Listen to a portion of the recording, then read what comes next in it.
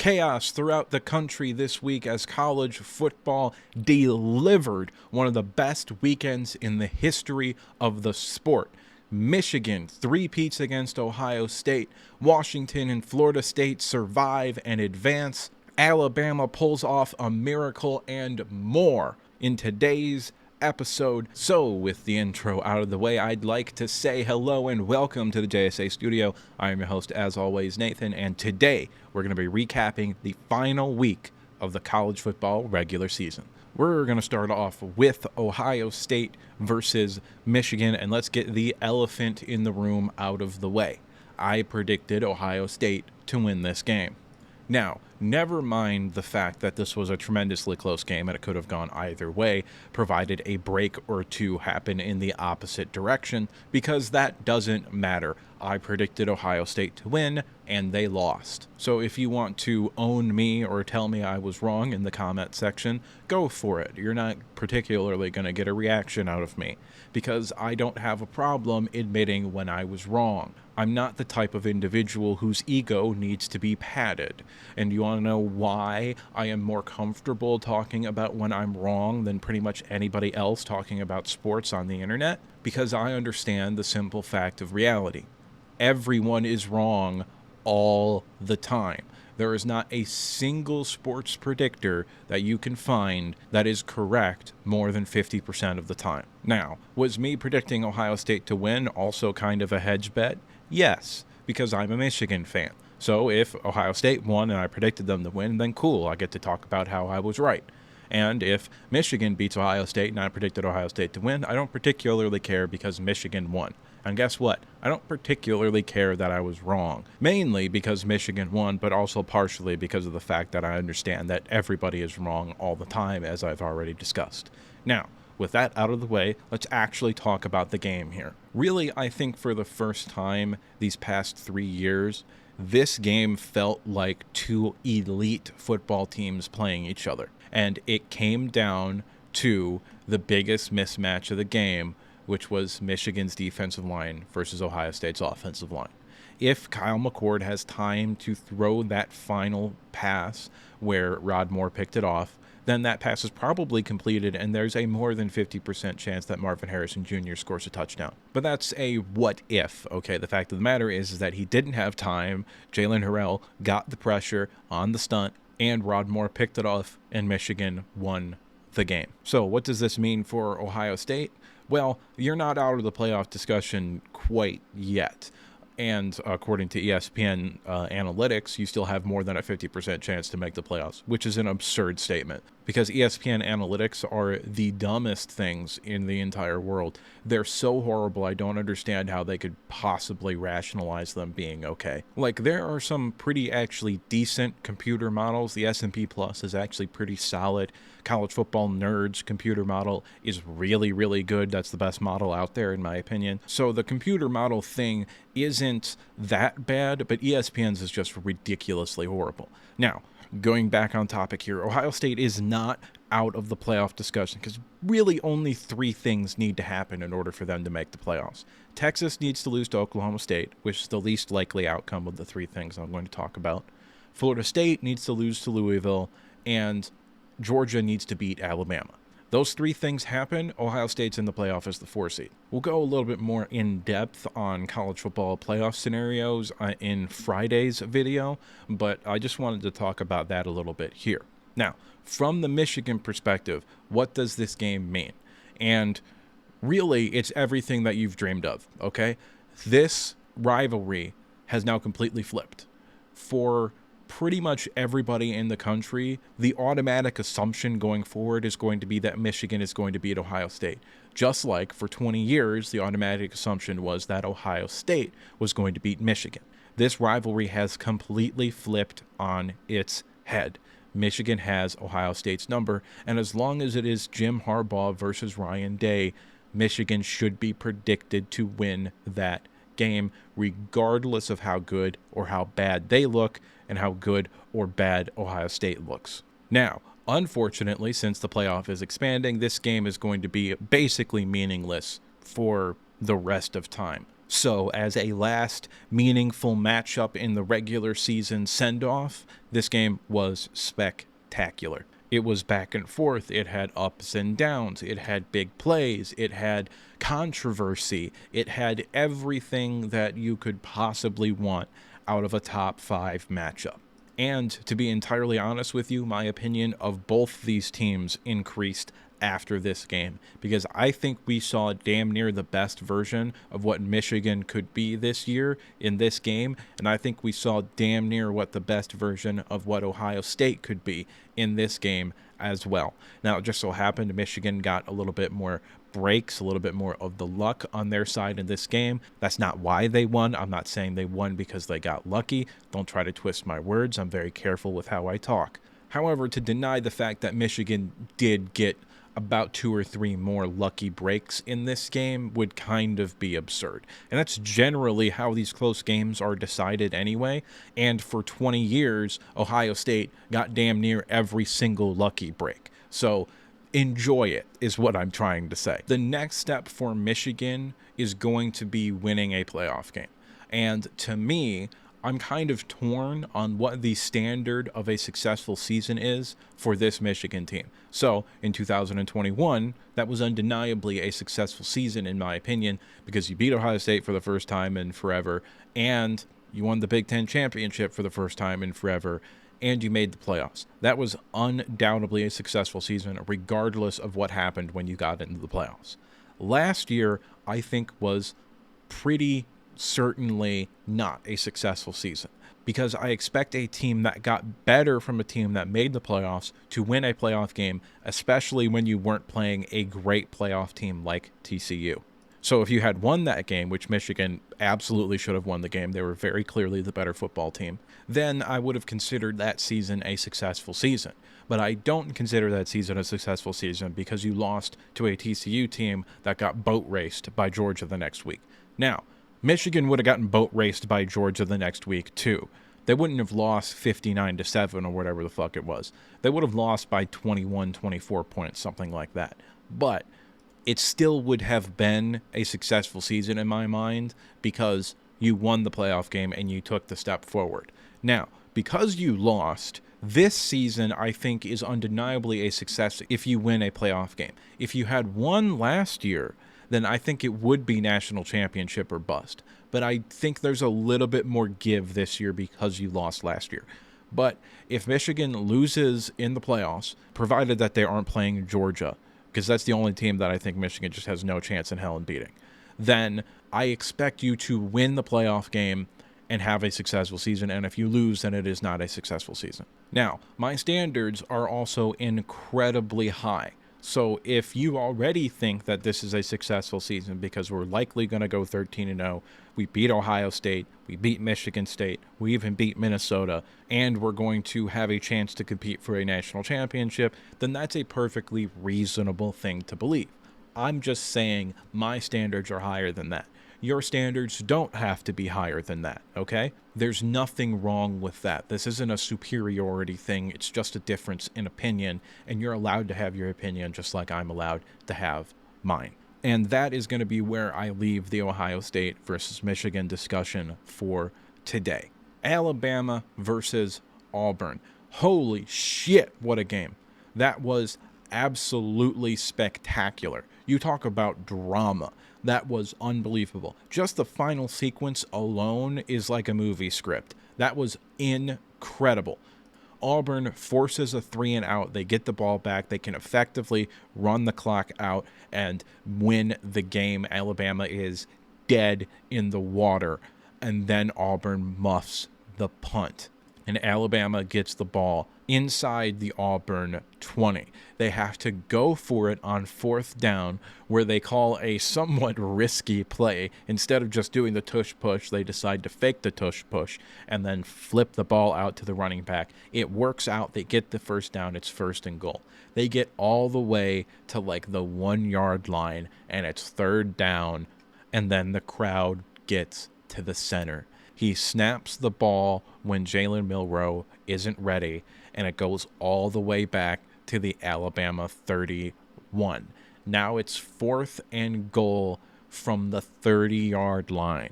Alabama has absolutely no chance to win this game. 0 is the percentage that I would have given them to win the game. And instead, what do? They throw the ball to a one-on-one situation away from the muddle on the opposite side of the field, and Bond, the wide receiver for Alabama, gets away with a push-off. There's no other way to say it. He absolutely pushed off, and it 100% should have been a flag. But they didn't call it, and that's a perfectly reasonable thing to do in that situation where you just decide, I'm going to let the players decide this, and that's the end of it. But it was 100% a push-off, and in any other situation probably would have been a flag. Either way, Bond caught the ball, and Alabama wins the game. Now, Jalen Milroe goes crazy after the game saying, like, give me the Heisman, give me the Heisman. Dog, you're probably not even going to be a Heisman finalist. But I get it. You're emotional. You're cool. You're a very, very good football player. I get it. I understand. The Iron Bowl, in terms of the pure entertainment quality of the games, is probably the best rivalry in college football. Now, Michigan versus Ohio State, the past 3 years, in terms of stakes, has been the best rivalry in college football. But if you don't value the stakes and you just value the entertainment quality of the game, then the Iron Bowl delivers, like, every single year. Now, for Alabama, it's a big win. You kind of pull off a miracle. Maybe you've got destiny on your side. Who knows? I don't know if you're going to beat Georgia. I just don't. I haven't particularly looked up at the matchups yet. That's going to be the video on Wednesday, so be sure to come back for that. But an emotional letdown is perhaps on the horizon. And that's where I am going to leave the discussion of the Iron Bowl for today. Now, the Apple Cup. This game for Washington was all about survive and advance. You've got everybody doubting you now. It's going to be easy to prepare for the Oregon game. But getting to 12-0 so you control your own destiny for the college football playoff was very important, because if you had lost this game or another game during the season, you would have had to convincingly beat Oregon again in order for you to get into the playoffs. But that is not the case now. If you are 13-0, you are in, and you're probably the 3 seed. Now, Oregon, I think, is going to be very motivated to win this game, and generally speaking, you don't beat teams twice. It usually ends up split. So I think the line, which is -9 right now, is a little bit too much. I think it's going to be a closer game than that. But I do think probably right now that Oregon is going to win. I haven't looked at that as close as I did the earlier time, and these are two different teams now. But you can absolutely win that game. You've shown resiliency. You've shown time and time again that you can put a drive together to win a football game. You did it against Oregon earlier in this year. So if you can keep it close, and if Oregon can falter and make a few mistakes like they did in the first matchup, then you can absolutely win the game again. More on that on Friday. Florida State versus Florida. Unlike Michigan, Ohio State, I damn near hit the nail on the head for this game. I thought Florida would maybe be able to score maybe one of those field goals that turned into a touchdown. But I got the narrative damn near perfect. I thought Florida State was going to struggle in the beginning, because they always do that. They always struggle in the first quarter, and then they'll kind of fight their way back, and it'll be a close game at halftime. And then the talent for Florida State is going to allow them to pull away from Florida, and that's exactly what happened. Florida State is still a very, very good football team, and they can absolutely beat Louisville this week. Again, more on that on Friday. But for this game, I do think that there is a little bit of a positive to be taken away from Florida. I think if Graham Mertz was healthy, you damn near probably pull off the upset.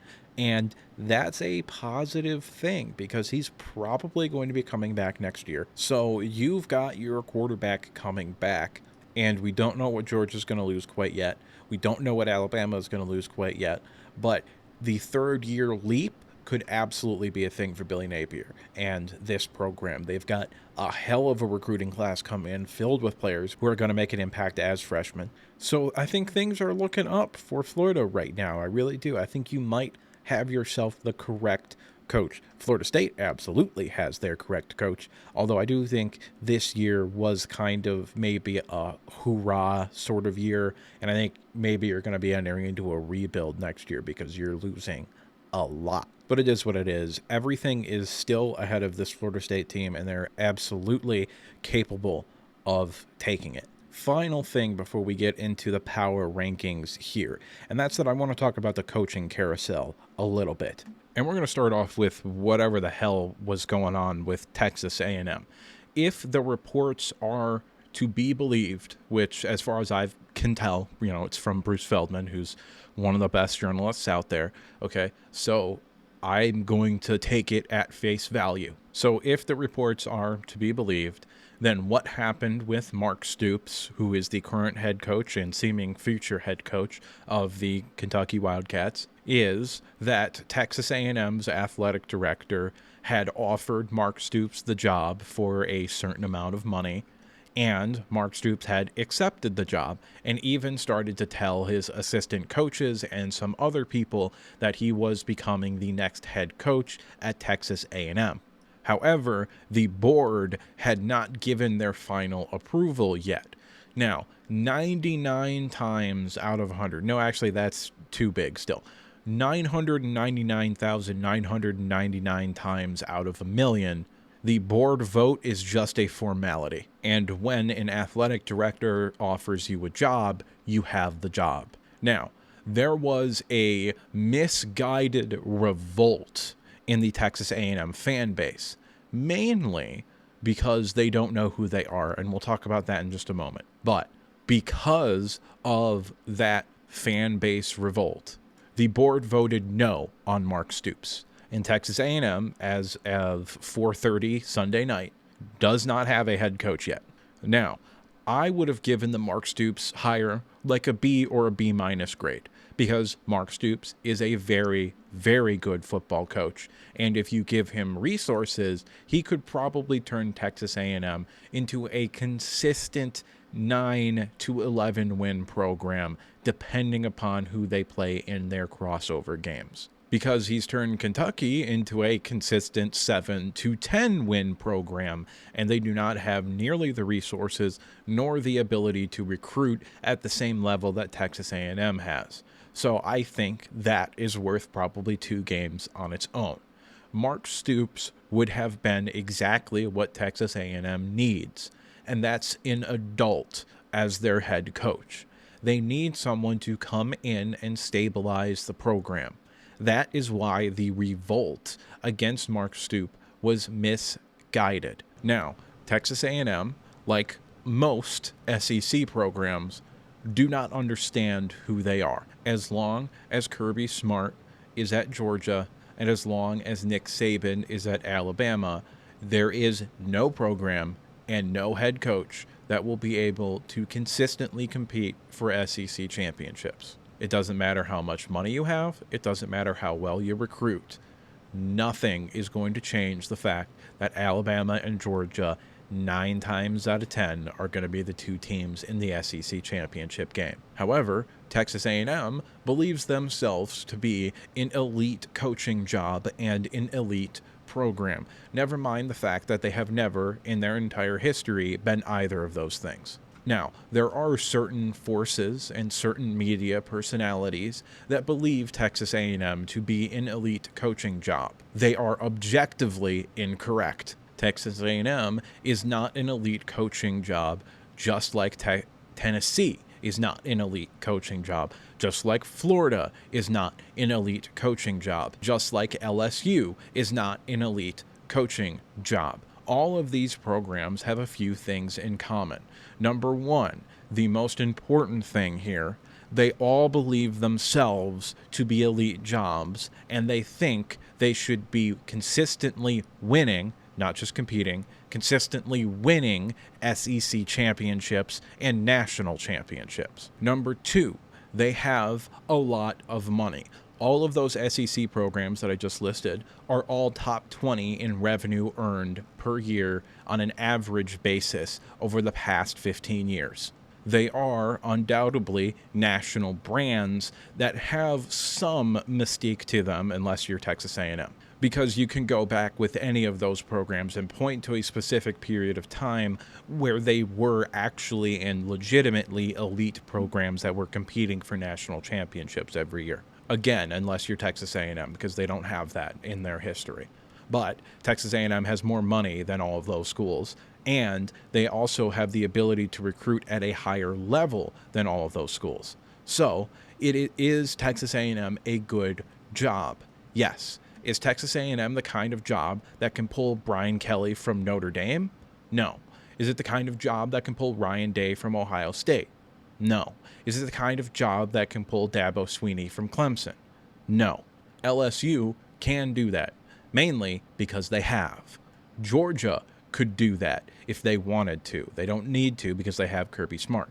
Alabama could do that if they wanted to. They don't need to because they have Nick Saban. Okay?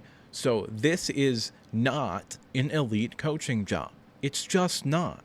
And Mark Stoops would have been a very, very, very good hire to stabilize this program. And then after you win 10 games for 3 straight years, and maybe you win a bowl game, get to 11 wins, and you kind of get tired of Mark Stoops, then you can fire him, pay some money, and then go after the big time guy, because you actually have a consistent program. But you can't do it now because you don't have a consistent program. You don't have what you think you have because you aren't what you think you are.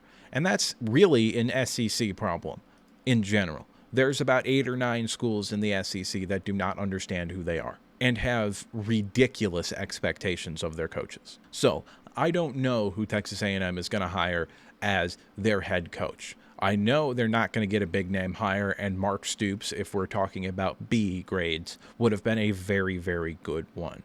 But he's off the table now. He's going to stay in Lexington, Kentucky, because the Texas A&M fan base revolted with their misguided assumption that they are an elite college football job and that they can get just about anybody when they can't. Now, before we talk about Jonathan Smith and Michigan State, I'm going to list off some names that I would be interested in if I was Texas A&M. And these are real and legitimate names with coaches that I think have a chance to leave and would be interested in a mid-level Power 5 job, because that's what Texas A&M is. Those coaches are, in no particular order, Jason Candle from Toledo, Jamie Chadwell from Liberty, Jerry Kill from New Mexico State, Jeff Traylor from the University of Texas, San Antonio, Mike Elko from Duke, Sharon Moore from Michigan, the offensive coordinator, Brian Hartline, the offensive coordinator for Ohio State, Jim Knowles, the defensive coordinator for Ohio State, and Dave Clawson, the head coach for Wake Forest. Some more second wave type of guys, so these are the type of guys that are going to replace the coaches that go to the mid-level Power 5 teams. Those types of guys are Tim Banks, the defensive coordinator for Tennessee, Alex Atkins, the offensive coordinator for Florida State, Ryan Grubb, the offensive coordinator for Washington, Sean Lewis, the something for Colorado. He was the play caller, and then Deion Sanders, because he's a train wreck right now, decided to not have him call plays despite the offense being the only thing that was working well. But I am still very confident that Sean Lewis is going to be a very, very good head coach someday. Then Jesse Minter, the defensive coordinator for Michigan, and Tommy Rees, the offensive coordinator for Alabama. Now, it's also worth noting that all of the coordinators that I've listed for teams that are making the playoffs are almost certainly not going to take a head coaching job, because when you're in the college football playoffs, you're not going to want the distraction of interviewing and potentially even taking a head coaching job for another school. And these schools aren't really going to want to hire you unless you leave your current job where you have a chance to win a national title, because they want you in building for the early signing period. They can't be out in limbo during the early signing period. That's the reason why, despite them always being linked to openings at basically every level of college football, you didn't see Tony Elliott, the offensive coordinator for Clemson, take a head coaching job, and Brett Venables, the defensive coordinator for Clemson, take a head coaching job until they weren't in the playoffs, okay? because they were trying to win national titles, and they did win national titles. Nevertheless, they were always linked to these opening jobs, and then the second they had the opportunity to, where they could go and leave and take over a program right away, they both got jobs. So if Michigan and Alabama both make the college football playoffs, then I don't think any of their coordinators are likely going to be taking a job. Now, there are exceptions. Dan Lanning and Oregon is a recent example where after winning the national title, Oregon hired him because they were willing to wait because they understood that Dan Lanning is a special coach and that people commit to Oregon because it's Oregon, not because of the head coach, which is not something that Mario Cristobal understood. Now, Jonathan Smith at Michigan State is a different story because it's a rare example of a head coach accepting a downgrade. Yes, you heard me right.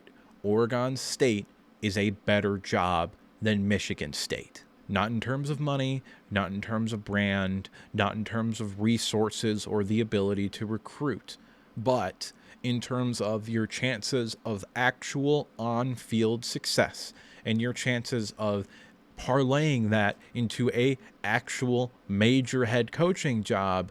Yes, Oregon State is better. If what should happen happens with the Pac-2, which is a merger with the Mountain West, then Oregon State is going to be the team to beat for the foreseeable future in that conference. And if you end up going undefeated, which you would have a real chance to do, then you could not only make the college football playoffs in the 12-team format, but have a bye week in the college football playoffs in the 12-team format. Oregon State has a much, much better chance to actually succeed than Michigan State does.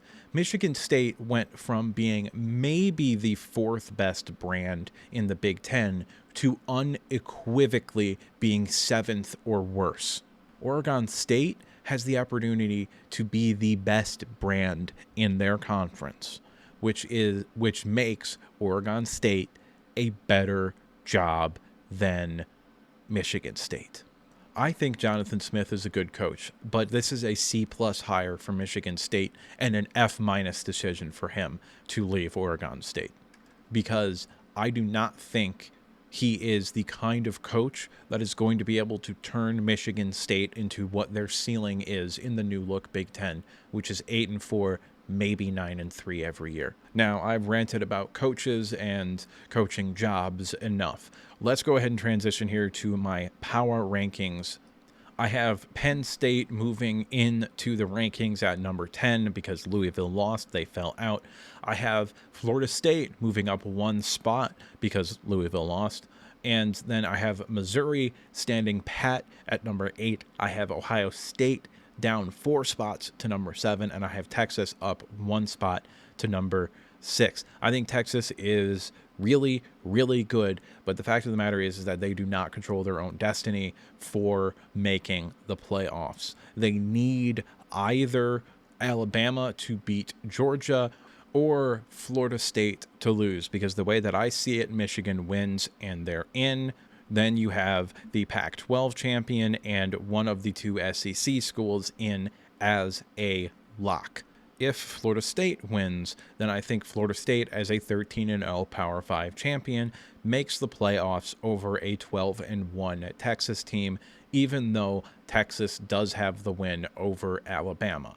Now, that scenario only plays out if Alabama loses in the SEC championship game. If Alabama wins in the SEC championship game, then I think there's a very real possibility that no SEC team makes the playoffs. Once again, we'll talk about scenarios for the college football playoff a little bit more on Friday. At number 5, I have Washington standing pat. At number 4, I have Michigan jumping Washington and moving up to number 4. I have Alabama moving up 1 to number 3, and my top 2 remain unchanged. I have Oregon number 2 and Georgia number 1. I do think there is a significant gap between Georgia and Oregon, and a little bit of a gap between Oregon and Alabama, and then a pretty big gap between Alabama and the rest of the top 10. But that's just me, and what do I know? I'm just some asshole on the internet giving you his opinion. With that being said, I'd like to remind you to like if you liked the video, subscribe if you want to see more content like this, and if you disagree with me at any point, or you just have something to say, go ahead and drop a comment down in the comment section below. So with the outro out of the way, there's only one thing left to say. I'll see you next time.